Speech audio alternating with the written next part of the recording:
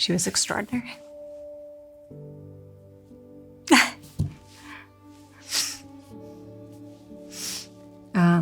My mother taught me a lot about just like bringing intention to what you do, and being the child of accomplished parents. Most people thought that I would lack the ambition, the preparedness, but my mother taught me that being underestimated is not a bad thing. It's a very powerful thing, actually. And it almost always worked to the detriment of the person who underestimated me. From real estate to her own multi-million-dollar fashion line, Ivanka Trump continues to carve her own path into the business world, succeeding at every turn. And then you learn 2 weeks before he announces, your father decides he wants to be president of the United States. Did you have any sense that this was at all on the horizon? Not really. And then when he pulled the trigger, it was full steam. But most people wouldn't give up an $800 million annual business to go into government. Why did you? He asked us for help. He's like, but I have to warn you, they're gonna come at you hard. They're probably gonna hate you.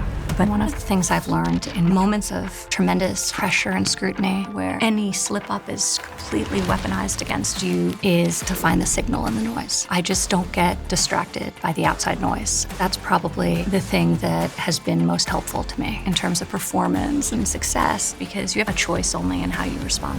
You've said politics is a pretty dark world.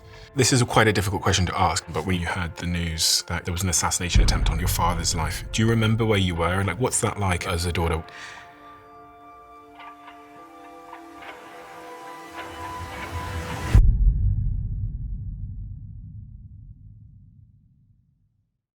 This is super interesting to me. My team give me this report to show me how many of you that watch this show subscribe. And some of you have told us, according to this, that you are unsubscribed from the channel randomly. So favor to ask all of you, please could you check right now if you've hit the subscribe button, if you are a regular viewer of the show and you like what we do here. We're approaching quite a significant landmark on this show in terms of a subscriber number.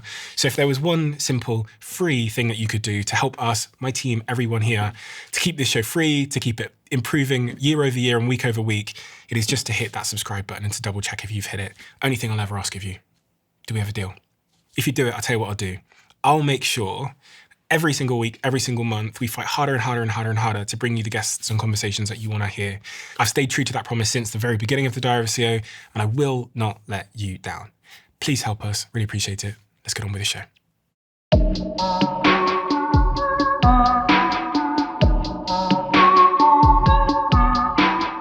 Ivanka, you don't do many interviews, do you? Not really, no. Why don't you do much media stuff or podcasting or interviews? I actually don't know. I think I get sort of really locked in and heads down on what I'm working on, that I tend to kind of put on blinders and just go. But I like to have conversations in longer form with people that I admire. I think the reason why I do this is because I naturally see everybody as like a jigsaw puzzle. And you've lived an extraordinary life. You've lived an extraordinary, atypical life that, I mean, it's safe to say almost nobody on planet Earth has ever experienced. And so I think I asked that question, just to be completely honest, at the top, because the life you've lived that we'll get into is one that would have shaped you in a number of ways. And one of them is, I think, from what I read, things that you had said and different experiences you had as a child is just like trusting people. You know, it's interesting. I grew up the child of wealthy and accomplished parents.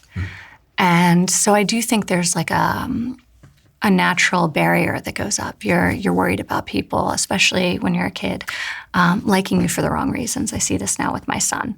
You know, he wants to be loved by his friends, and I appreciate that. That's good for who he is, not for who we are, and certainly not for what we have. So I do think being the child of famous parents and living such a privileged life, I had this guard. And that guard served me really well for a long time. Like I didn't have any friends, despite the really tumultuous life that I've had, ups and downs, who really disappointed me. Meaning close friends who didn't show up for me or who changed because of my circumstances or what was happening around me. And I've learned, for me, I mean, you were saying the purpose of life. For me, it's the expansion and not contraction of the heart. And that's hard as you get older. How do you live a life of service and rooted in love and connection? And I've learned more and more that those walls, they don't serve you. And the only way to have connection, which is so fundamental to the human experience, is to build it, and that requires trust. Hard, so though, isn't I it? have to trust people. Now, I have a good radar. I'm not foolish. I think I'm a very good read of people, and I think it's one of my strengths. And I think it's why I haven't been surprised by a lot of people. So I read pretty quickly. But I also have had to teach myself, rather than grow sort of cynical, as one tends to as they get older, I've really actually taught myself to be more trusting. And to the extent that means periodically I'll be burned, I'm okay with that trade-off, because I think it will lead to more meaningful connections in my life. Probably nets out better, right, in the long I think term. so. I have this photo here of a very small Ivanka. It's so funny. I look at this and I see my daughter. Really? That was the first thing when I saw that photo. At what age did you realize that life for you was slightly different from the average person? When does a child realize that? I think there was always a lot of media attention and scrutiny. You see it, you experience it very early on. I think my parents did a really good job trying to shelter us from it, and it was different then without social media. Not everyone, I think the experience our children have, where anywhere they go, people have a recording device in their hands, their iPhone, and can take pictures of them. And, it's so, you're so exposed during your formative years. And thankfully, I did not have that growing up. There were times I felt it. I remember I wanted to be a dancer, a ballet dancer. And, my mom was an incredible skier. She skied on the national team for then Czechoslovakia, now Czech Republic. And so she really believed in the importance of sport for cultivating discipline. And so she really encouraged this. And I was dancing at Juilliard, the School of American Ballet here in New York. I was in the Nutcracker. And I remember I was probably 8. And I was, some small role in the Nutcracker. I was a party girl and an angel. Those were the entry roles where you dance at the party, where the man with the Nutcracker arrives, and then you're in that angel scene. And I remember being so excited, and it was my first Nutcracker. And Michael Jackson had just moved into Trump Tower and was literally our neighbor in Trump Tower. And my father sees him one day, passing in the lobby. I'm with him. I said, my daughter's in the Nutcracker. You should come. You should come see her performance. So he comes to the Nutcracker with my father at the height of his fame to watch me dance. And now this, in retrospect, could be wow, what a cool experience. But I was horrified. I was so embarrassed. I thought we had ruined the Nutcracker. Everyone was dancing with one glove. People who produced the show were, hysterical that everyone was dancing with one glove. I thought it was all my fault. And this was just a wild childhood experience. I had things like that happen that were so far from normal that it's actually comical in retrospect. But I think the day-to-day was really grounded. My grandmother and grandfather, before he passed on my mother's side, really raised us. My grandmother cooked every meal we ate for, most of my childhood. Bibi. And Bubby. Bubby. Yeah. Bubby. Yeah. So she taught me a type of unconditional love and tenderness. And I think more than anything, she was just this that's her. She's unbelievably nurturing. I'd come home from school and, before I'd be out of the shower, she would have laundered my clothes and folded them and put them back on my bed. She was always feeding me, and food for her was very much an expression of love. I remember when I became a teenager and I'd sleep later and later, she'd wake me up for lunch. Just God forbid I wasn't being fed at all hours. But I can see she means the world to you. She does. She's 98 years old, and her health has suffered, and it's been a little bit of a difficult time for her. But I feel so strongly for me and my children to have the experience to be there for her in just like a small fraction of the way that she was there for me is such an extraordinary privilege. And for them to grow up with her at our table every single meal, each night, and her telling her stories and stories of my mother, who they sadly didn't get to know. Are you okay? I can see. Yeah. No, yes, I'm great. I have a lot of love for this woman. So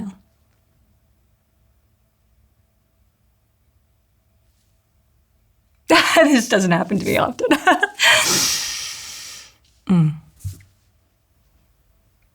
What is that mixture of emotions that you're experiencing?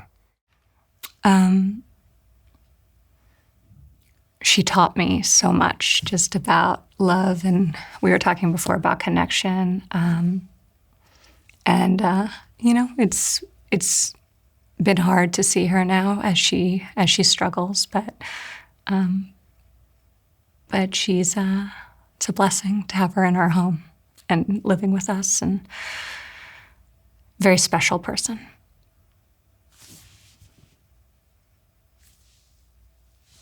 Maybe I'll have a tissue. Thank you. It's a real credit to her. Yeah. It's often a testament to the person and the value that they've added to your life and how they were there for you, that you would feel the way you do about her, and that's so like visible in your face. You know, she must have been quite formative. Oh, for sure. For sure. So she's an amazing person. You said that she was really taking care of you, under sort of the age of 10. Mother and father, I'm assuming, very, very busy. Yeah. Explain that to me. You know, my mother was an incredible trailblazer, an amazing example for me of strength and resilience and glamour and determination and ambition. And she was a great mother, too. But she would also say, like, she couldn't do it alone. And she wasn't pretending she could. So she surrounded us with people who loved us. We had 2 amazing nannies. One of them worked for my mother until the day she died. The other worked for my mother until the day my mother died, and still works with us today. She worked after we grew up, she worked as my mother's personal assistant. So they were very much part of our lives and part of our extended family. And of course, my grandmother, who she trusted completely with us. So she showed me a lot at a time when, you know, not many women were doing what my mother was doing inside the boardroom and on the construction sites all the time, by the way, with 5-inch heels and like perfectly coiffed hair. So she made it look incredibly easy, but it was and continues to be very challenging to balance work and life like that, especially at a time where what she was doing was so singular. So she really, my mother served as an unbelievable role model for me for what is possible, how to be an amazing mother who is loving and nurturing and fun and provides for her children, and also to be unabashedly and doggedly pursuing one's goals in a professional capacity. So she did that when she was married to my father. She did that following their divorce, and really was just an amazing mentor for me. You're growing up in a context where your family are privileged. They have notoriety, and both parents are quite absent by way of them being so busy, and they're also kind of like perfectionists. I wouldn't say absent, but you know, my mother wasn't home cooking us meals. My grandmother was, but my mother was home when we ate them. And then she'd go out again. You know, her and my father were actively building their life and pursuing their passions. And for my mom, much like me today, you know, one of her creative expressions came in the form of design and architecture. She wasn't absent, and you know, neither was my father. So he was filled a more typical of that generation male role, where he was less like present, But there was never a doubt in my mind that I was his top priority and that he was available to me. So I used to call him from the payphone at Chapin. It was in a broom closet, and never once did he not pick up. And sometimes his office would be filled with people he'd be in the middle of a deal or a negotiation or some politician or whatever it was. And he'd always put me on speakerphone and then start the conversation by telling everyone how I got great grades. And I'd start to blush. But he always picked up. Did you miss him? They weren't absent. Did I what? Miss him? No, because I didn't feel like he was absent. It was just different. Like he wasn't attending all of our sports games. But by the way, few parents were, 4 decades ago.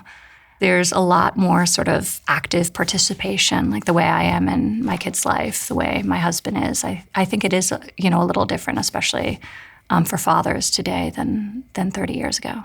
If I sat Ivana, your mother, here next to us at the same age you are now, what would be the fundamental differences in those individuals? It's funny. I think back now, and my mother and I are both incredibly similar and very different. So she had like over-the-top style and glamour, and I think in some ways it was a reaction to the austerity and the control of growing up in a communist country and then Czechoslovakia. Like nobody was going to tell her what to do. Nobody was going to tell her what to say. So she actually would make my father look PC and was hysterical. I mean, I spent much of my childhood being like, oh, Mom, please stop. It was really interesting. I feel like today, because my mother passed away unexpectedly from a fall a few years ago, they were just like, I had a lot of questions. And I really dug into her story and her history and really studied her almost in a way that I wish I had done when she was living and I could speak to her directly. And I think I understand her, because I'm at a level of maturity and have some of the same issues, having young children. And I think I understand her, though, better today than I did in some ways in her life. Like I see her more fully. And what did you understand more about her that you didn't understand while she was here after she passed? She wrote a book in the final years of her life that talked a lot more about her childhood.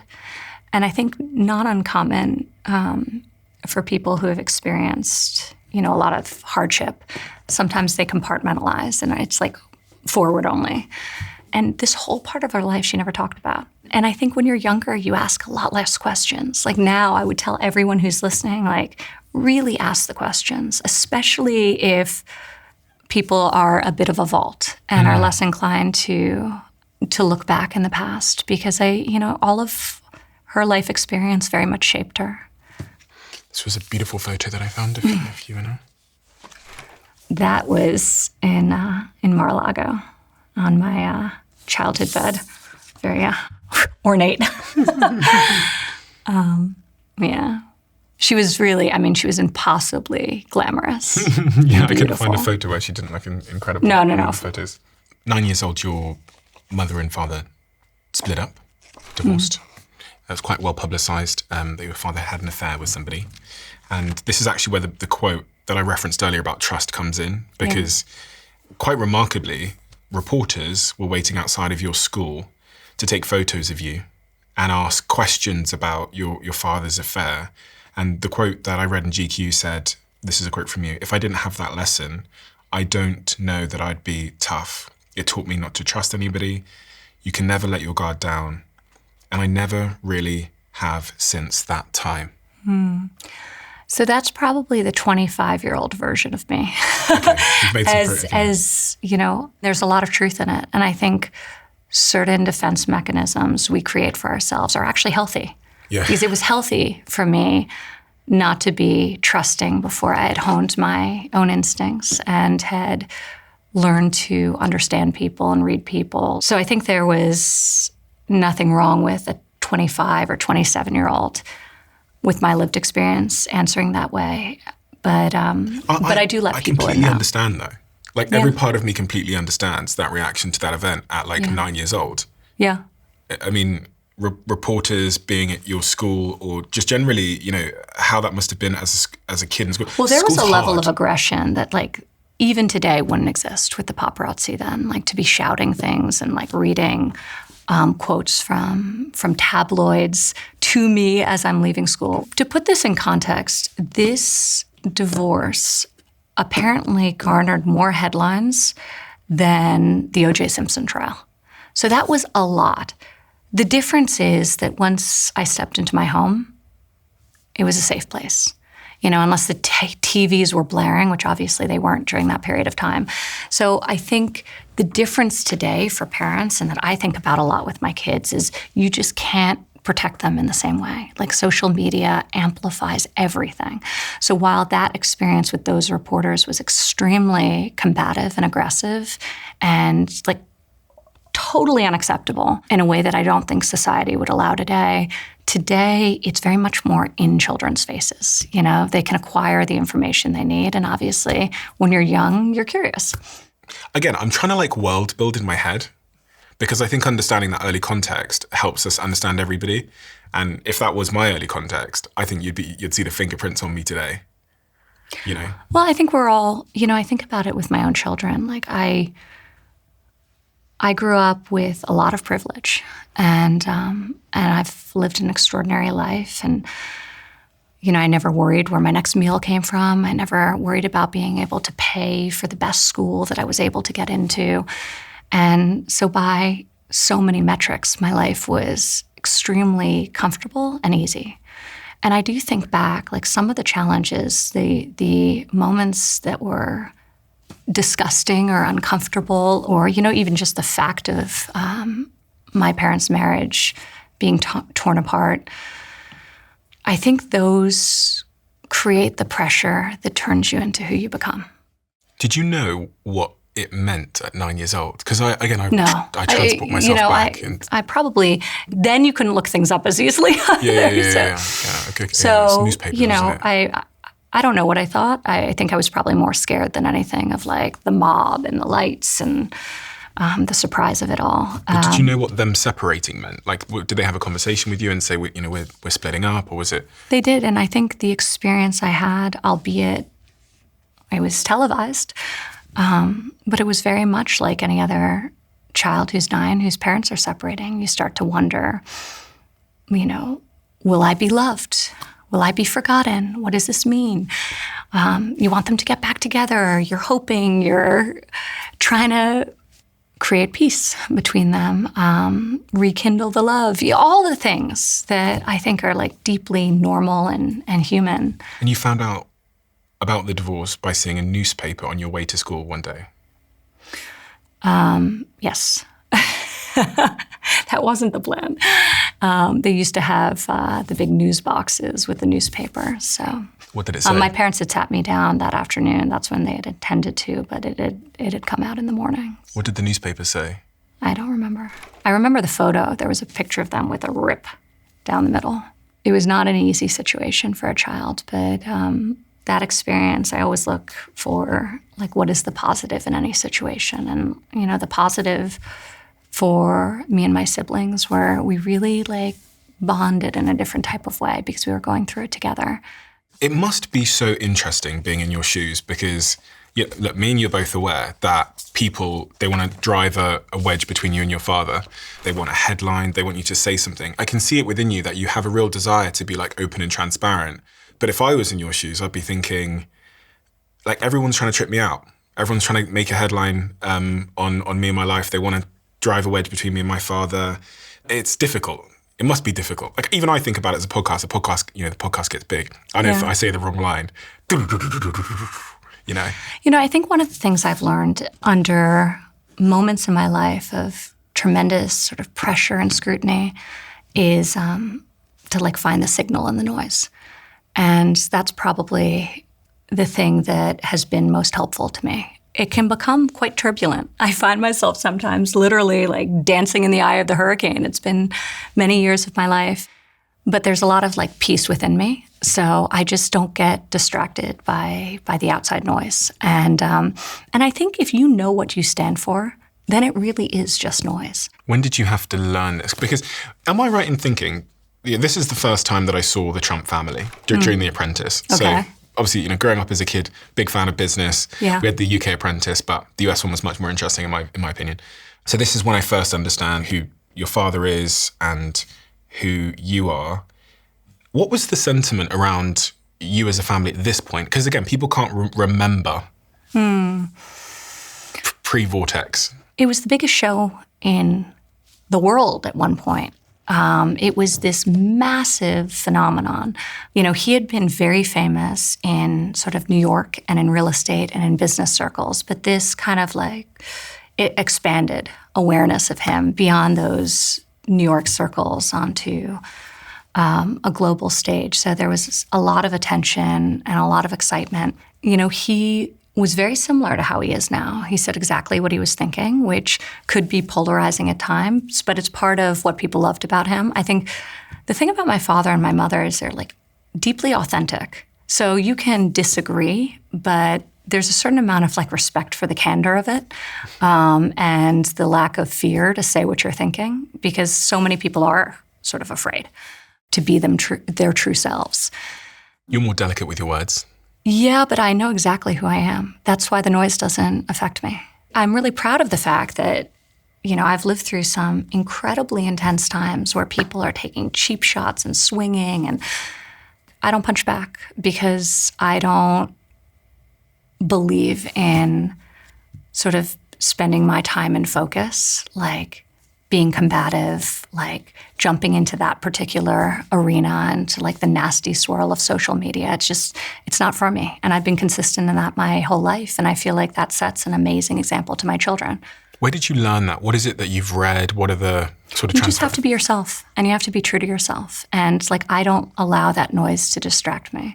We were talking earlier about Stoicism. I think Marcus Aurelius' Meditations is so informative on so many levels. I mean, here you have somebody who was literally an emperor, and he's writing this journal in a tent in a battlefield. So his perspective is amazing. And he once wrote that the soul becomes dyed the color of its thoughts.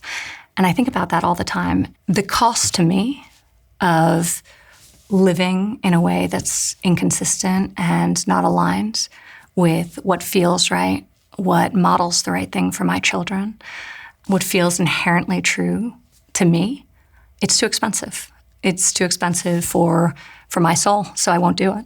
So, there have been times when the incoming and I say, well, but that isn't right, or this isn't right, or I want to correct it. And then I say, what's the cost of doing it? Thoreau has another great quote. It's something paraphrasing to the effect of, the cost of anything is the amount of your life you're willing to exchange for it. I focus on those things that elevate my soul, my joy, my happiness, my connection to the people I love and care about. Have you always been there?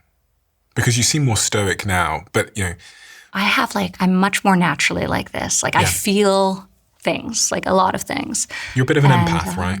Oh, for sure. Okay, yeah, makes sense. So I have not always been like this. I had to work to be like this, and I had to, I think, mature, and I had to gain confidence. And it took me a while to really let people in. And I think it was after my children were born that I really experienced a different type of love. It cracks you open, and you're never the same, and you want more of that feeling. I'm very intentional about everything that I do. Even sitting here today, I have zero interest in spending 2 hours having a conversation with somebody I think is a bully, because they get good podcasts. I like having conversations with people I think are interesting and curious, but in business as well. I do less things, and I do them with a lot more focus and intention. You've lived an extraordinary life, and it's a very anomalous one, but actually the lesson there about being intentional in every sense of the word, not just with what you do every day, but also what you let occupy your mind, is one that I think everybody listening might derive a lot of value from. Because everybody lives on a spectrum of the world clawing at them to deviate from who they are One end of the spectrum, if I take myself back to when I was, 16 years old, the world, other than my mother telling me she wanted me to go be a doctor, lawyer, whatever, the world wasn't really pulling me away from myself. But then on the other end of the spectrum, I'm 33 now, every time I have a podcast guest on, someone's mad at me. And everything I say can be spun and whatever. So you also, on this side of the spectrum, you have to get really, really clear, as you said, on like who you are and what matters. Yeah. Well, I think that's key. Like if you don't know who you are, the mob wins. Oh, 100%. Because they tell you who you are. Yeah. And then you start to believe it. Once you know who you are, you feel sorry for the people who are like screaming at each other on social media. It takes like a beat to get there. Like I think it takes a lot of work to really understand yourself. And I think sometimes modern society, it praises sort of speed and fast pace and accessibility and being available and responding quickly. Then people wonder, like, why don't they know themselves? Like, why aren't they connected to something bigger? And they're not taking the time. I take time to shut down and like really go inward and ask myself every time I have a big decision, like what feels right. And even if it's hard to make a decision, like whether it's a no or a yes, if it feels aligned with your values and who you are, like it never is a mistake, ever. You grew up in the, with a family and a father that are very prominent. At some point, do you have to make the decision to become your own person? Like, because I was wondering if in that context, there's a pressure to kind of like be the same person in every regard, to believe all the same things, to live the same life, to go the same path. Yeah. Is there some point in your journey where you go, do you know what? I've actually got to like figure out. I can see a little smirk in the corner of your mouth. Well, no, I think about it with my own children because as a parent, it's very easy to see them as, a lot of parents, they view their children as extensions of themselves. And I really try not to do that. Like, they are their own people, just like I'm my own person. Sometimes in the context of a broader public narrative, everything's sort of commingled and related, but we're all our own people. We obviously have conditioning, we have learned behaviors, we have some of which are great, some of which we spend part of our adulthood unwinding, but we're all like fundamentally unique and special. And I work really hard to make sure my kids see themselves, each of them individually, that they know how much I love them as like perfect, complete human beings, not I love you because of this accomplishment or because of this sort of external validation that you've received because you're sort of perfect as you are and like in your essence. So my parents taught me a lot. I love them so much. I'm like them in some ways. I'm very dissimilar to them in other ways. But even though I was like the peacemaker in our house, I was also like very like true to myself. And they created, and I give them credit for this, they created an environment where like dissent was okay. And so I could agree or disagree and share it with each of them and do so respectfully and privately. And that was our home. You started off in real estate. You worked it sounded like to me you were basically an intern at a different real estate company before moving into the family business. And in the family business, heavily male-dominated space. I heard you talk about how actually being a woman in that context proved to be, in your mind, an advantage of sorts. What is the context there? Again, I'm in 2026 right now, so I don't have the perspective of what it was like to be a young woman in the real estate industry, presuming in New York, some sort of 20 years ago. Well, I think I was like underestimated twice. First, being the child of accomplished parents, there was an expectation that on one hand, some people thought I was like a savant because I was their child, but most people thought they would be, that I would phone it in, that I would lack sort of the thought process, the ambition, the preparedness. So I always worked like twice as hard as everyone else to sort of prove my worth and prove my ability to be in these rooms where truthfully, oftentimes I was in them before I was prepared to be in them. So that was, on my mind. But I think being underestimated is not a bad thing. I think it's like a very powerful thing, actually. And it almost always work to the detriment of the person who underestimated me. So I think if you're somebody who's prepared and somebody underestimates you, well, guess what? They're not. So when you're dealing with people who are extremely accomplished, like, do the work. Like, know what you're doing, because probably they haven't done the work when they know they're dealing with you. And I think as a young woman in real estate, especially, you know, there were women in sales and there were women in marketing, but there were very few women in development and construction and finance and acquisitions. And I think I harnessed both the belief, some of it may be stemming from my own insecurity, but the belief that the people would underestimate me, I harnessed that like sort of fear, that sentiment, and I used it to sort of propel me. And I used it to give me motivation and drive. And then I also would use it against the people who underestimated me, just because I was always prepared. I was over-prepared. I always did the work. I heard you described as, from people that worked with you at the time, a natural-born deal maker. And this kind of overlays with what you're saying there, that if someone underestimates you, they're actually setting themselves up to be surprised or? Well, I'd prefer to be underestimated than overestimated any day of the week. Give me specifics on what environment that creates for you to then win in a deal. I think in negotiation, it's like incredibly important to know what the other person wants. Sometimes you can learn that through research. Very infrequently, though. Like, you have to listen. Like, you're probably a great negotiator because you're an incredible listener.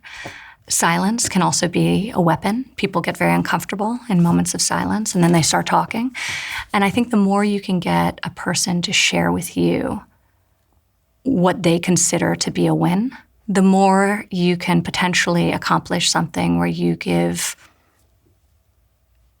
really have like a mutual win-win. Like, I've seen negotiations where you give up very little, but the person feels incredibly happy because it's what they wanted. Yeah. Right? Now, when you're dealing with like a negotiation that's purely price, that's kind of different. That's like a very simple transaction. It's, you know, but very few negotiations are purely that.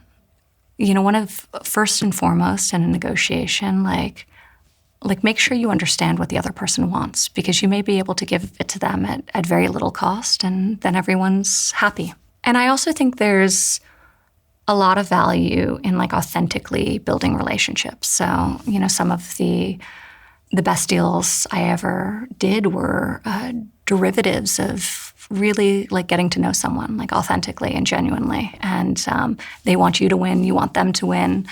And those are like really beautiful types of transactions. And, you know, I believe in, you know, a lot of the projects I'm working on now are about like creating things. Like, I like building tangible things. I like creating things that uplift. I like solving challenging problems. And you don't do that alone. You do that through partnership.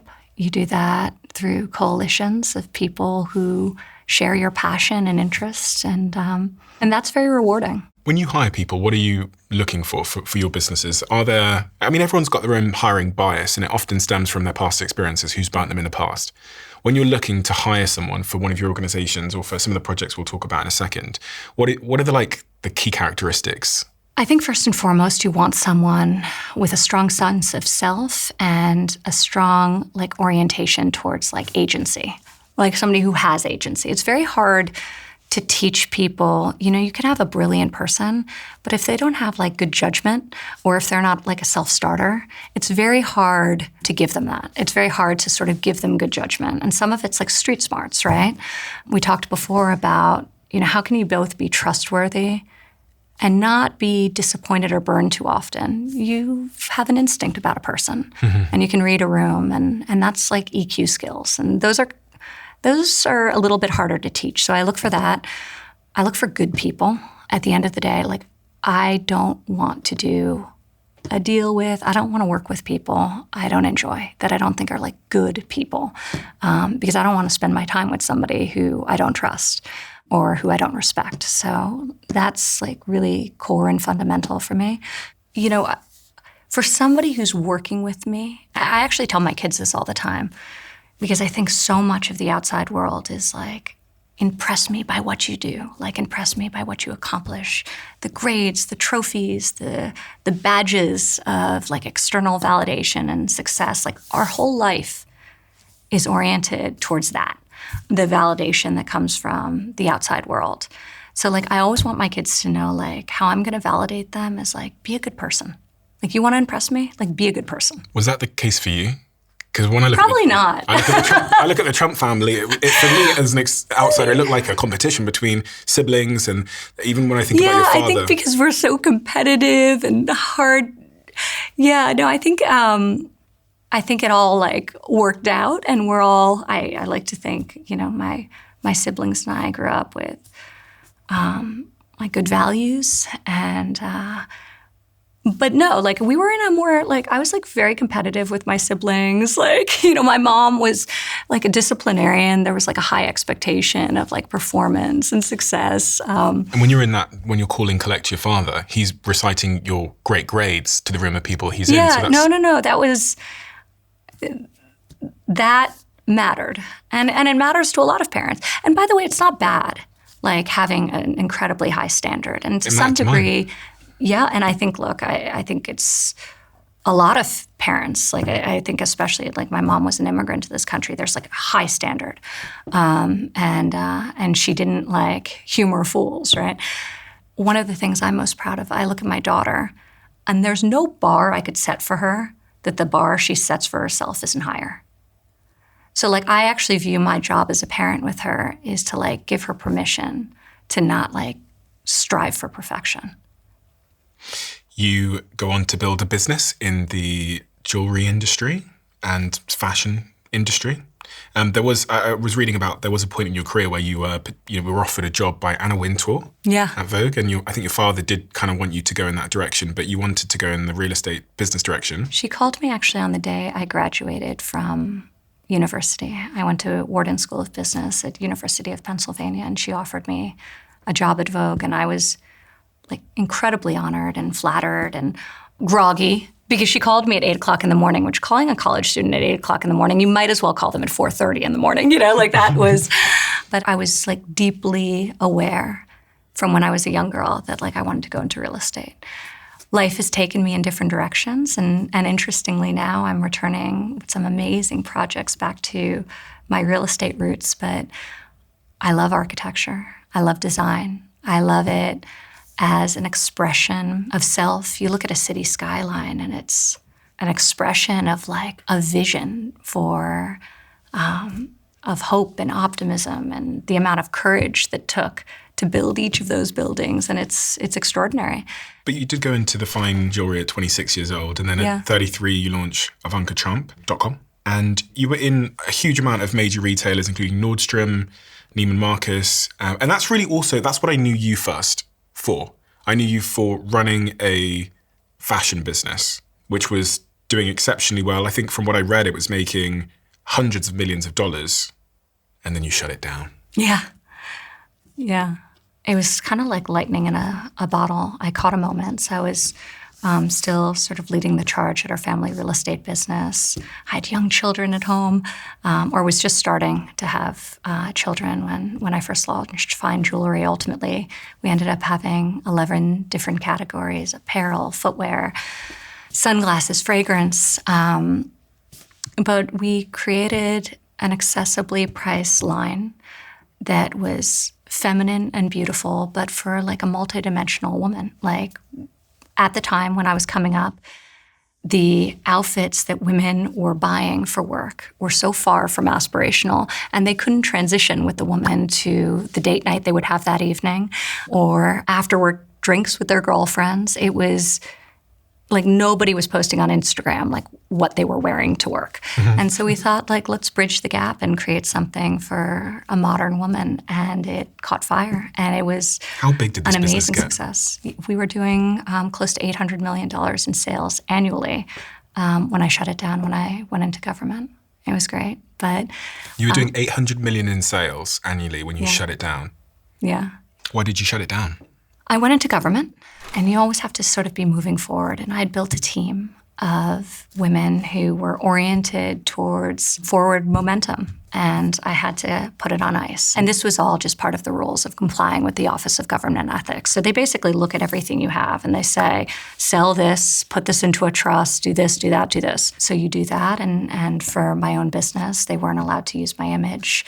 They weren't allowed to grow the business in terms of new accounts or internationally. And that was fine for a moment. But at the end of the day, you need like growth. And so I thought it would be easier to end on a high note than to allow the business to sort of stagnate. And I also felt like for myself, I'm always looking forward. Like I don't like to look back. And I feel the experience of this new experience, I mean, serving was so expanding. Most people wouldn't give up an $800 million annual business to go into government. Why did you? You know, I and it's thought, your baby as well, you know, it's like... Yeah, I thought about the version of me in 40 years that when asked the question to serve by my father, who at the time knew no one in Washington, D.C. at all, said no and just proceeded with life as usual. And that didn't like sit right with me. So I had no intention of serving. And a few weeks after he won, he asked Jared and me to go with him and sort of help him navigate this new environment. And my eyes grew big and he joked with me. He's like, but I have to warn you, they're going to come at you hard. They're probably going to hate you. You're too young. And he like rattled it. I'm like, oh my God. I'm like, what? That was like the anti-sale. But, you know, he asked us for help.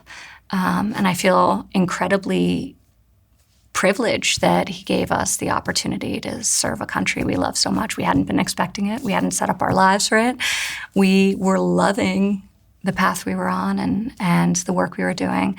But you also, you know, can't put your head in the sand. And like life had changed. As much as I'd like to say like, oh, he wins business as usual. There is no business as usual. Your life has changed. You didn't choose this though. In fact, you didn't choose most of these things. I look at your life and I go, from a very young age, you've not chosen the context which you've been thrust into because of your father's ambitions.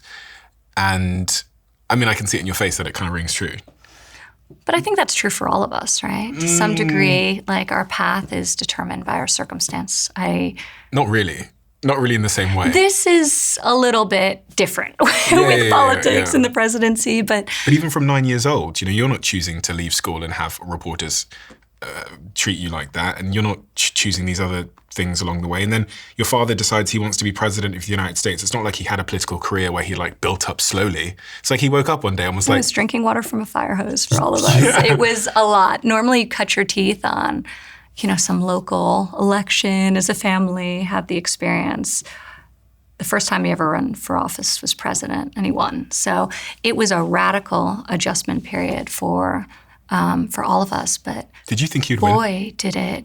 Oh, yeah, I did. I mean, it was hard to believe myself because everyone was saying that he wouldn't.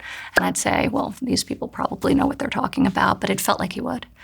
And, you know, so for me, that time was extraordinary because I really believed, you know, I lived in New York City. I thought I was surrounded by diverse minds and opinions and perspectives and viewpoints. And I really thought I had sort of a lot of exposure to ideas. And his campaign like ripped it open for me in that I realized like the bubble that I was in. And suddenly I got out into the country and I heard from people who had very divergent views on a number of issues. Some of it reinforced my existing beliefs. Other times it completely changed my perspective and orientation. So it was extremely mind expanding. So when you ask like, oh, why didn't I go back to what I was doing? I think like, you know, you get thrown into something and you learn and you grow and you change. And I felt as challenging it was as that moment in my life to say yes when my father asked us to go help him. I felt like it was an amazing privilege to be able to serve. So New Year always has a strange energy to it because people start talking about their goals, fresh starts, and new habits. But the reality is that most people carry the same ideas they had last year into the new year. I'm guilty of that too. And they still don't end up doing anything with them. And I get why. Starting something new, especially if it's a business or a project, is overwhelming. Before you start, you're looking for the perfect moment and to be the perfect version of yourself, when really what matters most is taking that first step. If you had an idea for a while, a product, a store, something you've been sitting on, our sponsor Shopify makes it easy to get started because you can build your store, sell on socials, take payments, use AI tools, and manage everything all in one place. So if 2026 is the year you finally back yourself, go to shopify.co.uk/Bartlett and start selling. And you can sign up for a $1 per month trial right now too. Just go to shopify.co.uk/Bartlett. I promise you, you don't need to have it all figured out. You just need to start.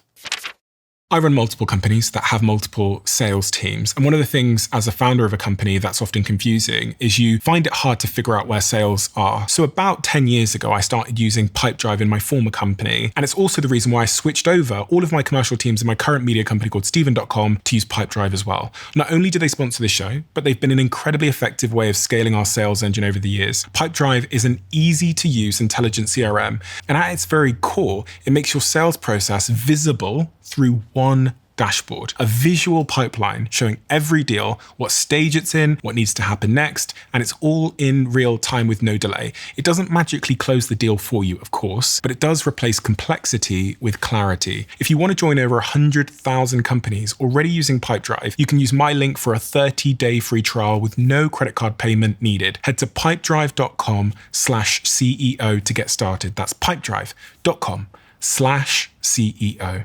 I'll see you over there. I watched interviews going back to the 1980s where it sounded like your father was playing with the idea. I remember that Oprah interview that's subsequently gone viral of him saying that if it got so bad in the US, he would never rule it out totally. He thought he would win because he's never gone into anything to lose, as I think you said. And even in 1980, in an interview with Rona Beret, can't pronounce that name, he said, maybe I'd run for president, I don't know. Did you have any sense that this was at all on the horizon? Not really. That's interesting. No, it was, it was actually where we discussed things that weren't sort of the normal, how was your day at school? We spoke a lot about real estate and about building, and we were going to go into the family business. And I do think he sort of toyed with it in his mind for a while. I do remember once thinking it was real. I was 16 and I was at boarding school and I called him up. I go, oh my God, I read that you're going to run for president. This is going to ruin my life. I think I was like hysterical. And he's like, don't worry about it, not happening. I think he was thinking about the options he was given as a voter, and he was dissatisfied. And I think he was beginning to formulate his perspective on what he would do differently. But it was not, my childhood, that was not an ambition of his that was at least articulated to us. Some of the ideas, you mentioned that Oprah interview, he was talking about trade policy being deeply unfair to American workers. His viewpoint remained consistent over time and remains consistent to this day on exactly that, about trade policy, and many of the things he articulated then are very true for him to this day. And then in 2015, when you're 33, my age, you learn 2 weeks before he announces that he's going to announce that he wants to run for president. Again, how do you receive that? Is there not like an existential panic like you had when you were 16? We came together as a family in Bedminster, and he shared with us his intention, and he asked me to introduce him. And I said to him, I'm like, well, are you really doing this? Are you really going to do this? He was coming down the escalator, and I'm trying to introduce him and give this speech. I'm like, is he going to get up here and actually? It was so quick. But I think he had debated it in his mind for a long time. And then when he pulled the trigger, it was full steam. Life hasn't been the same since, in many respects. No, it hasn't. But it's been an extraordinary ride. There have been highs and there have been lows, but we've done a lot of living, so. A lot of living. A lot of living. of which you spent 4 years working in the White House. Some of your sort of key headline achievements are doubling the child tax credit from $1,000 to $2,000, benefiting 40 million Americans with an average of $2,200 per year, helping secure paid family leave for federal workers, helping pass the Great American Outdoors Act, which is one of the largest conservative bills since the national park system was created, leading efforts to modernize career and technical education, providing $1.3 billion annually to over 13 million students, and helping to pass 9 pieces of legislation combating human trafficking and child exploitation. And then it ended. Were you happy it ended? Because I sat with Michelle Obama, she seemed happy. I left it all in the field. I don't look back and say, like, I don't have regrets. Like, I worked as hard as I could, and I'm incredibly proud of what I was able to accomplish in those 4 years. And I don't regret it in any way. But it's a sacrifice to my children. And it's hard work, So I feel both incredibly privileged for the opportunity, but also I don't have what they refer to as Potomac fever. There's some people that once they have the experience of being in those rooms and close to that type of power, they just hang around the hoop, constantly cycling back in. I feel like I wasn't expecting to serve in this capacity, at least not at this stage of my life. My father asked me to help him. We uprooted our lives and went and did just that and scored a lot of wins. I mean, you think about something like the child tax credit, 40 million American families benefited from that policy, an average of $2,400 in their pockets. That's extraordinarily meaningful and consequential, and I'm so proud to have been able to do that. 9 pieces of human trafficking legislation, the work that I did around vocational education and skills training, which is all the more relevant as we sort of surf the oncoming tsunami that is AI. The fact that we were able to get the private sector to commit to skilling or reskilling 16 million American workers. The fact that we were able to facilitate the creation of 1 million apprenticeship opportunities in the United States. These are deeply meaningful. So I'm so proud of my service. I feel deeply honored that he trusted me to pursue these different verticals and to work alongside of him. And I also know that it's really hard. And for my children, my first responsibility is to be their mom. It was true then as well, of course. And I did the best I could every single day to be everywhere I needed to be. But my kids are a different age now. And there's a finite period of time before they leave our home. I think, I look at my teenage daughter, she's 14, and even if, a quarter of my interactions with her through her closed bedroom door, I need to be present and I need to be there. It's not theoretical for me because now I know the sacrifice that they would have to bear, the cost to them of if I went back into service. And I'm not willing to let them pay that price. So for me, it's actually a rather easy decision. I made it immediately, that in this moment, I'm where I need to be. It's also a different time. Now my father has a deep bench of people raising their hand who want to help and participate. That wasn't true before. He's really refined his policies, his beliefs, and has a lot of conviction in terms of what he wants to do. So I feel like for him, it's amazing. He's got the team he needs. And for me, I think, my priorities are my family, and that just feels really good and right for me. What weren't you prepared for? I asked the same question to Michelle when she was here about, you get that phone call from your dad and he says, come help.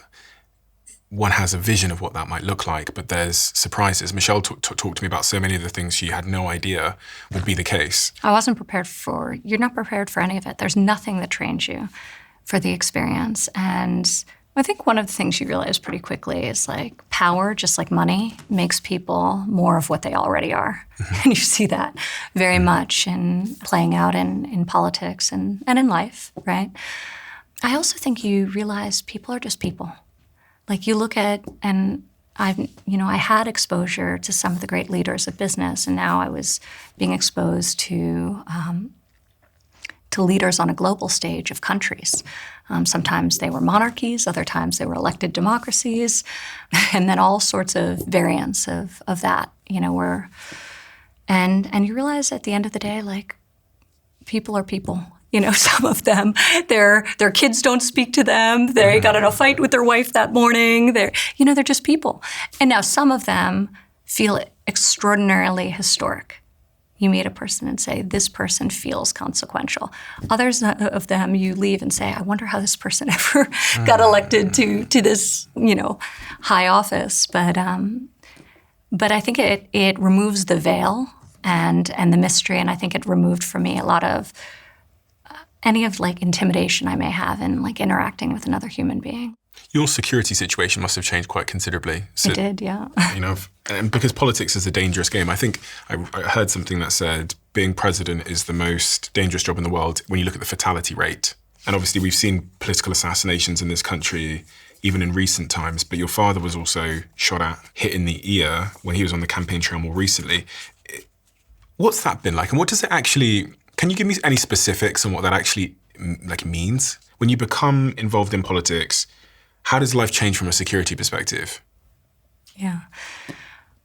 I think, it changes radically. Now we're protected by U.S. Secret Service, and I'm so grateful to the men and women who take care of my family, took care of my father, protected him, and risking their own lives to do so, and now do so for me and my children. So very grateful to all of them. But it's scary. We live in very troubling times, and the fact that there is a correlation between service and violence is terrible in and of itself. But that's the world we live in. So I have to acknowledge that reality and defend my family as best I can, and make sure they're protected. And I'm very fortunate the Secret Service are the best in the world at doing that.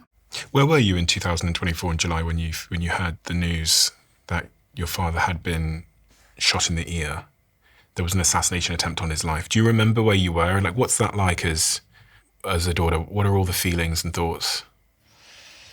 I was in Bedminster, New Jersey, and there was a lot of commotion, and the televisions were on, so I saw it almost immediately. Not in my house. I actually don't love watching television. But out by the pool and the bistro. And it was almost real time. It was before he had stood back up that I had seen what was transpiring, and two of my children were there. So my first reaction was to turn them away. But it was incredibly difficult. Interestingly, I knew real time in that moment that he was fine. I just knew that, it wasn't his time. So I was horrified, and I was scared, and I was protective of my children, but I didn't believe, the worst possible outcome had transpired, thank God. And thank God it hadn't. And then I saw him that night when he came home from the hospital, because he was also staying. That morning he had left from Bedminster, and that evening he returned after he left the hospital. And it was late, 2 o'clock in the morning, and Jared and I stayed up, and we met his car as he was pulling in. And I just feel like just incredibly lucky that he was protected on that day. But it's, when you can't take things for granted in life, and I've learned that in numerous ways, that being one of them. When my mom passed prematurely, when my husband had a scare with cancer, all of these challenges that remind you how finite and how precious every moment of this life we live are, make you realize you just can't take anything for granted. And I think as you move through them and, God willing, you're able to. And we were so fortunate that day that this was a failed attempt to take his life, not a realized one. But I think you recommit to sort of love and connection and to a recognition of how short our time here on Earth is and how you have to value it. Someone shooting at your dad and trying to kill your dad. This is quite a difficult question to ask, but it's like if most of us will never be able to relate to the fact that members of the public want our parents to be deceased. And that's the reality of the situation for your father, is someone shot at him, was trying to execute him publicly. And I wonder how that, again, doesn't make you negative to the world. Because I don't allow it to. What does that accomplish, being negative towards the world? I think that brings more negativity into the world. Even for the person that shot at your father? There's a lot of sickness there, and I think that forgiveness is a difficult thing in this regard, but I think you have to, his living was a blessing. So I could look at what happened and be rightfully traumatized by the experience. And nobody could really argue with that, but you have to move through it. And on the opposite side of that is the fact that he's with us today, that he didn't die, that my father is alive. And that is an extraordinary blessing for me as his daughter. In life, you have a choice only in how you respond. And I choose to see the positive outcome that transpired and dwell there. The mind plays out scenarios, right? The mind plays out the scenario where he didn't make it, where he turned his head in the other direction, the bullet hit him, and presumably you've played out that scenario of how different life would have been. Well, seeing it on repeat for months on television, on the news, was certainly not the easiest thing, and that's part of why I even before I never loved watching the news. I'll read the news, but no, he's here. Really felt like a miracle and a blessing, and that's what I focus on. I can see the emotion again in you, which is, again, it's fascinating to me because I've heard people around you speak about it, but the emotional toll seems to be more still sort of present in you about that incident than it does about other people that I've heard speak about this. Well, he's my father. He's my father, and he almost lost his life that day, but he didn't. And I feel truly grateful for that. And in this second season of his presidential career, you decide that you want to pursue many other business developments and real estate developments. You step away from politics. In 2022, I believe, you announced that you would not be returning for the third election campaign. You said, this time around, I'm choosing to prioritize my young children and the private life we're creating as a family. I do not plan to be involved in politics. You also said on Lex's podcast, politics is a pretty dark world. There's a lot of darkness, a lot of negativity, and it's just really at odds with what feels good to me as a human being. I was thinking this earlier on, about 30 minutes ago. I was thinking, your nature, as I've known you, seems to be the antithesis of this type of world, like fame. Totally true. There's this gladiatorial aspect of it that's just not for me. I care deeply about policy, about helping people, and I think there's all sorts of ways to do that, and I'm doing that now in the private sector. But I don't like politics, but I do care about policy quite deeply, and I've tried to focus on that element of service. And do you feel the need to express? You never do, because you don't punch back at the world publicly, which is, I think, something to be admired. And I've learned actually quite a lot from everything you said there about not feeling the need to like punch back at the world. It takes training. It like takes real training. I was actually reading recently about the crow, and I thought it was like a great metaphor for life. So crow's like a highly intelligent animal, extraordinarily so in some cases, but it can get aggressive and territorial, and it's one of the only animals that will actually attack an eagle. Like a crow will go and just, sometimes because it's being territorial and other times for fun. And the crow will actually like mob the eagle, and it will land on its back and it will start pecking it. And the eagle's response to this, which naturally the eagle's many times over larger than the crow, isn't to like twist and turn and knock the crow off or defend itself and then go on the offense. It's just to fly up. And it flies up while the crow continues to like just peck at its back. It flies up and up. And the crow is not built for high altitude flight. So at a certain point, as the eagle flies up, not expending any energy in the counterattack, the crow just falls off. It can't sustain the altitude.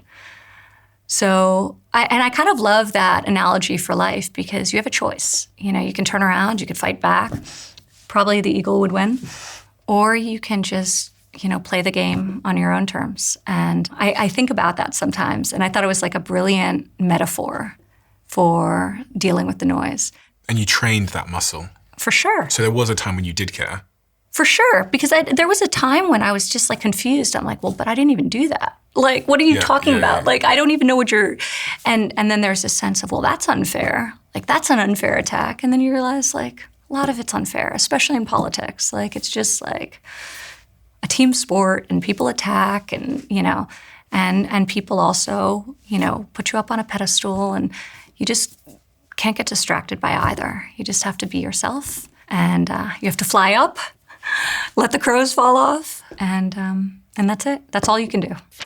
Do any of you remember a conversation I had on this podcast with anthropologist Dr. Daniel Lieberman? It was one of the most viewed conversations of all time on the Diary of a CEO. And interestingly, the most replayed moment of that entire conversation was when I talked about a specific pair of shoes that I wear. They're called barefoot shoes, and they're made by a brand called Vivo Barefoot, who have become one of the sponsors of this show now. All of their shoes have significantly reduced support, which gives my feet the opportunity to strengthen just by wearing them. And research from Liverpool University backs this up. They've shown that wearing Vivo Barefoot shoes for 6 months can increase foot strength by up to 60%. So if you want to start strengthening your feet, which are the foundation for the rest of your body, head to vivobarefoot.com/DOAC. And if you do that, I'll give you 15% off when you use my code StephenB15. Use that code at checkout, and I'll also give you a 100-day money-back guarantee. StephenB15. Enjoy. We have finally caved in. So many of you have asked us if we could bundle the conversation cards with the 1% diary. For those of you that don't know, every single time a guest sits here with me in the chair, they leave a question in the Diary of a CEO, and then I ask that question to the next guest. We don't release those questions in any environment other than on these incredible conversation cards. These have become a fantastic tool for people in relationships, people in teams, in big corporations, and also family members to connect with each other. With that, we also have the 1% diary, which is this incredible tool to change habits in your life.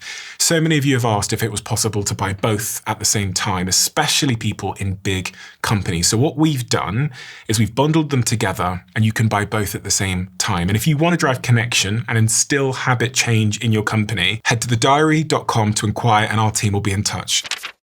You are very different from your father. Now listen, I know you love your father deeply, and I've watched you in every interview you've ever done to talk to that love, and I have exactly zero desire to ask you any questions or ask anything that's going to try and drive a wedge or get you to say something that I think is not fair. But the thing I find interesting is that like how you make your way in the world and like become your own person when you do have this derivative noise that's trying to define you through things that you have never even actually done. Yeah. And I just find that fascinating, like how, and life has clearly made you a Stoic for this very reason, because you have to deal with, I guess to some degree, being characterized in a certain way for actions that you yourself haven't taken. So one has to become a Stoic, or else how could one possibly survive? Like we all deal, I think, on microscopic levels with like injustice. Found the eye of the hurricane. Yeah, yeah. I think, but like I sometimes like feel a lot of gratitude for it, because I think sometimes you keep being taught a lesson until you learn it. And I think as somebody who always wanted peace and harmony, and I think I needed to like, maybe it took this level of intensity to be like, okay, you know, like peace and harmony within the context that I can help facilitate. You know, like I can't control something so much bigger than that. So sometimes like maybe that was my medicine, you know? Did you go to therapy? Not in my childhood. Actually, as an adult, I have a lot of friends who are unbelievable, either teachers, professors, therapists, and I have like a very growth-oriented mindset, as you could probably tell. Like I'm always looking to learn about myself and about the world. And so they've provided unbelievable perspective for me over the years. I ask that because I imagine there's lots of people watching now who contend with their own struggles. Yeah. Similar to that, dealing with the outside world or... I think therapy can be amazing. I think you have to have the right therapist and somebody who helps you sort of process and move through. I don't think it's like healthy to linger too long. Like I think you have to move forward. When did you decide to start seeing a therapist? In my adulthood, like as an adult. And it was more just as like another tool for me in the same way that I meditate. You know, I view it as an opportunity to do an internal inventory. Was there a catalyst? There's often a catalyst when I interview people. Something happened, they realized that they needed more tools. You know, I think some of the challenges around Jared's health. Mm-hmm. I just left Washington. Our life was in flux. Jared was diagnosed with thyroid cancer for a second time. And then my mother passed. And I wanted to make sure I'm really good at like being tough. And I'm really good at kind of compartmentalizing. So it was more just like a check with myself that I was also taking time to like, you know, sort of like look inward and like nurture myself.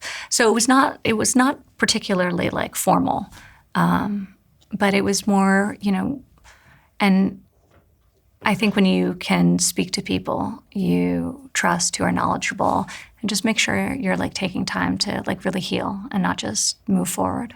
You strike me as someone that spent a lot of time being tough Yeah. on the outside.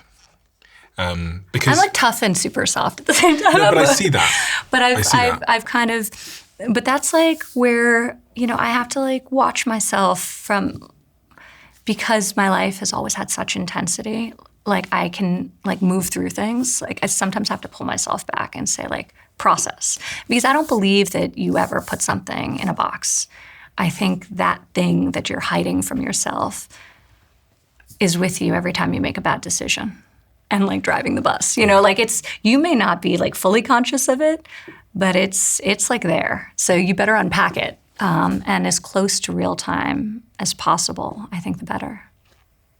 Yeah, and in your context, I imagine as well, you can't just offload like the average person does in every context, like, yeah. Because there's consequences to that, whether it's trusting people, whether it's the media trying to get something on you, what, you know, whoever it might be. So, and then, you know, you're in a family where, you know, it's important to keep a straight face, especially in public a lot. And I was watching the footage from... Yeah, people think I'm like, have like a sort of like a stoic look in public. I'm very But having spent time with you behind the scenes, you have this sort of bit of a dichotomy in the sense that there's a real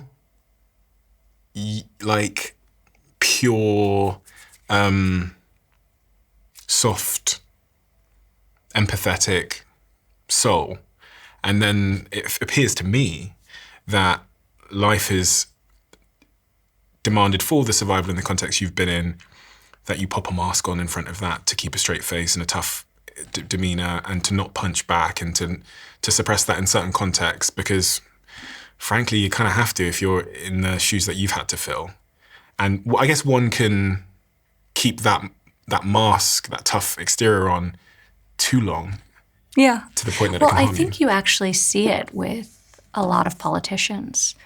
They feel inauthentic because they are. You know, they've experienced so much that they never allow the mask to slip. Yeah. I think one of the things that makes my father so unique is how is he so authentic in a world where so few people are, like in that profession, that realm. And they're like almost like, you look at, they feel like they're robots. The way they speak, the way they interact, the way they engage. Oftentimes you see that when you're with them one-on-one as you do, as it comes across, like on a debate on a television set. So I think there's a balance. Like, I don't think you need to be like your most vulnerable self in the public. Like, why? Like, what is, I think you want to be authentic, but I think like you should, like you have to guard things about yourself, about your family. And I think that's like healthy and good. And I do think there is a part of me that's like, there's never been like, there's no room for error, you know, like even as a child, like growing up in the public eye, I was always nervous about doing something and embarrassing my parents, and then politics, and you have to be perfect, and any slip up is completely weaponized against you. So you become very careful publicly. I think the mistake though is people get confused and they lose a sense of themselves, and they bring that into their relationships, like off the public stage. And I think that's really unfortunate. You mentioned one of the catalyst moments for you seeking out some sort of more professional support was the death of your mother, 2022. Another beautiful photo of her wonderful hair as well.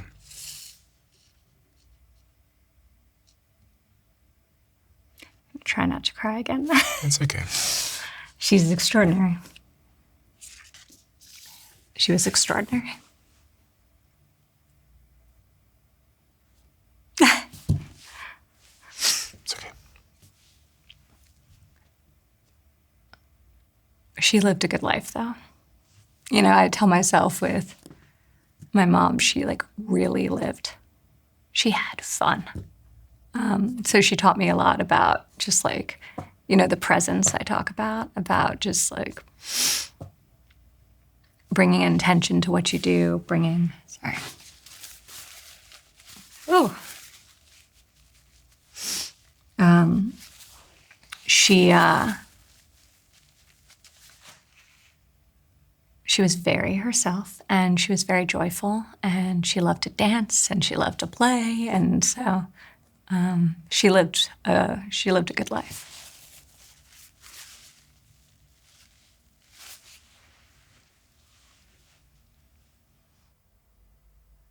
It's a unbelievably tragic way to lose a parent, is suddenly and unexpected when they are strong. I mean, it says a lot that your grandmother, which is her mother, still alive, almost 100 years old, and she lost her life at 70 to falling down the stairs in her By the way, I said my grandmother was 98, she's 99. Wow, okay. So, crazy. It's amazing. Yeah. No, it's very challenging, and, you know, grief is just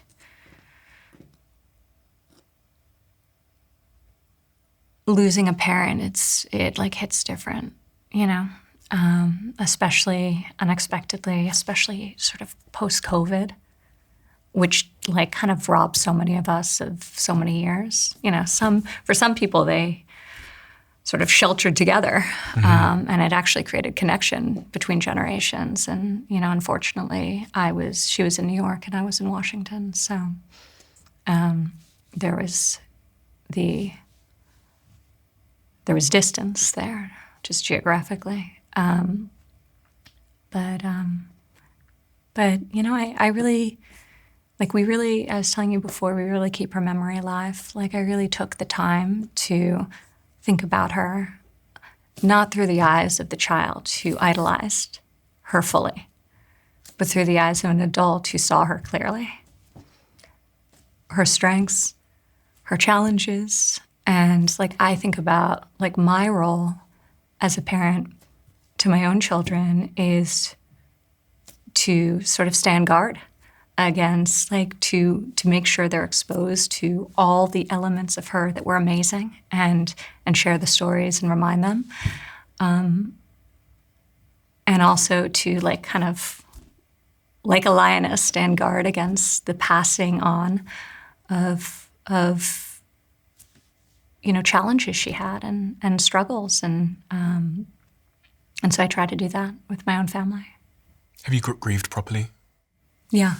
Because you're very busy. I think it's super important. And that's part of the reason I really got introspective. I think wherever there's discomfort, that's where you have to go.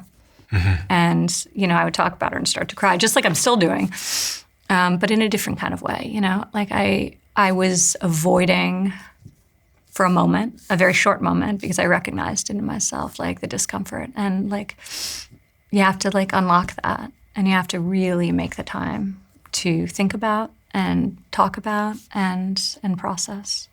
On the business side of things, you have started in 2023, I believe, at 41 years old. You co-founded Planet Harvest with one of your friends, Melissa Ackerman, inspired by your experiences creating the USDA's Farmers to Families Food Box program during COVID-19. When I look at all that you do, you know, you're doing this incredible project in Albania to develop the land there. You are investing in technology companies. You've got this Planet Harvest project which is incredible. And then you've got, you know, a family, which, you know, you talk about standing in guard in front of them and so on and so forth. How do you balance all of this stuff?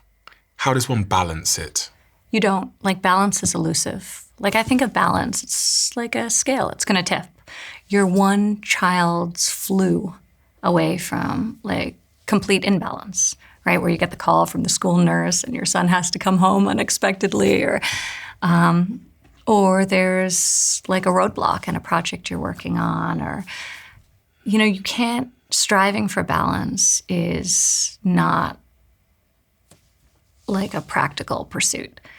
I think what I strive for is to live a life that aligns with my priorities and to have more days than not that I feel like I've done just that.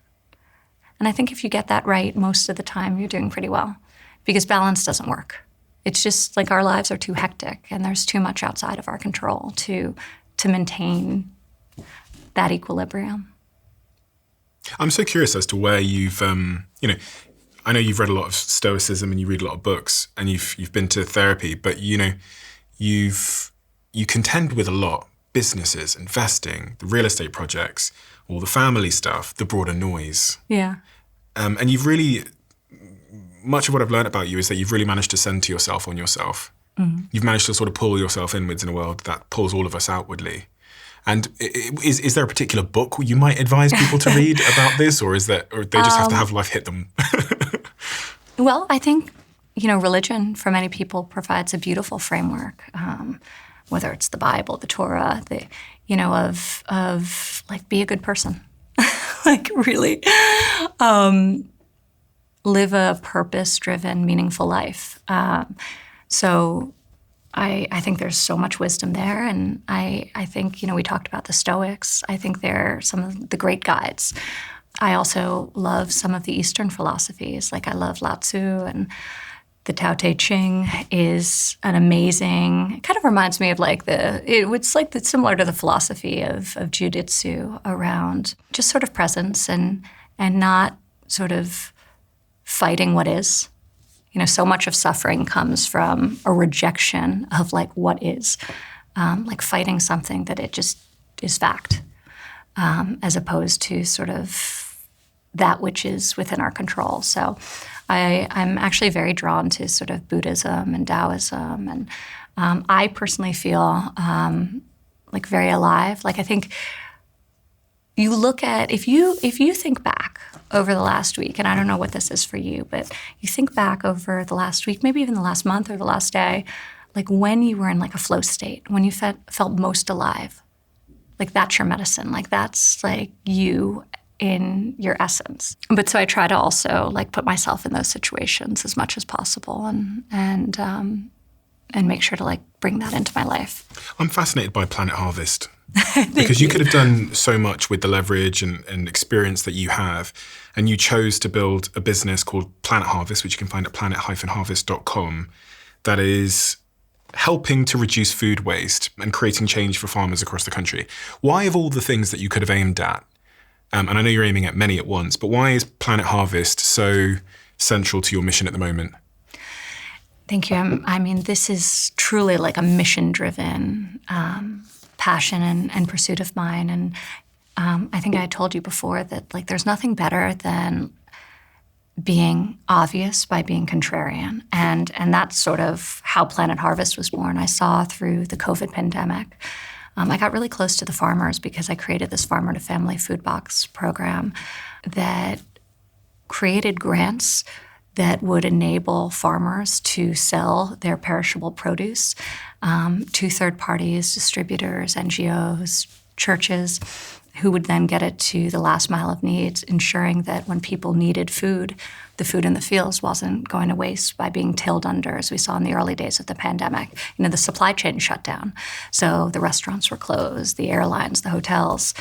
So the farmers had no place to send their food and couldn't afford to take it out of the fields. So we created a grant program to enable that connection. But it really got me very close at a farm level to the farmer and their experience. And obviously that was a catastrophic time when there was just zero demand. But I started seeing, even in a normalized situation, the amount of waste that happens on a field level, and the amount of food, beautiful, nutritious, perfect food that's left to rot in the fields while so many communities want for that form of nutrition.